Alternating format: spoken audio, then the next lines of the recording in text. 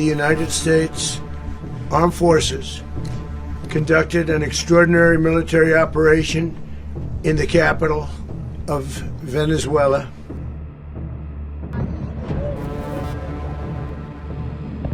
Дали Соединетите Американски држави создаваат своевиден нов Гвантанамо за политички неподобните државни лидери? Ова прашање исплива на површина во пошироката јавност откако на 3 јануари американскиот претседател Доналд Трамп објави дека венецуелскиот претседател Николас Мадуро и неговата сопруга Силија Форес се заробени и префрлени од Венецуела во САД за да им се суди по кривични обвиненија. Но Мадуро не е првиот странски лидер чие заробување од страна на американските сили предизвикало голем интерес ширум светот.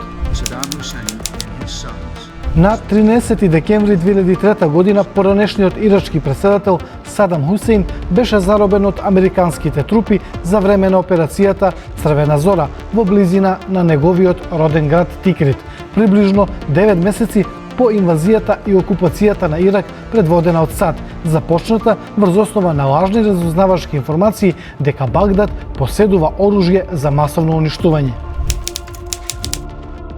Во Латинска Америка САД го заробија поранешниот лидер на Панама Мануел Нориега за време на инвазијата на Панама во 1989 година, а го екстрадираа и поранешниот претседател на Хондурас Хуан Орландо Ернандес во САД во 2022 година за да се соочи со обвиненија за трговија со дрога. Доколку се навратиме години наназад во американската политичка историја, ќе увидиме и дека американските претседатели долго време се потпираат на слични образложенија со кои ги оправдуваат странските интервенции и државните удари.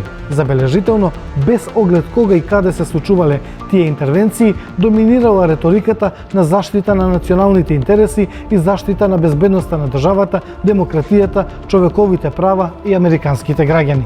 Иако многумина потегот на администрацијата на Трамп да интервенира воено во Венецуела и да го зароби претседателот на оваа држава го оценија како преседан во меѓународното право, тој предупреди дека Венецуела можеби не е последната американска воена интервенција, додавајќи дека на САД апсолутно им е потребен Гренланд, тврдејќи дека е опкружен со руски и кинески бродови. Од тука се повеќе се назира прашањето: кој е следниот потек на Трамп? Иако не само во аналитичките кулуари, туку и пошироко, стана позната фразата според која неизвестноста е единствената известност кога е во прашање Доналд Трамп.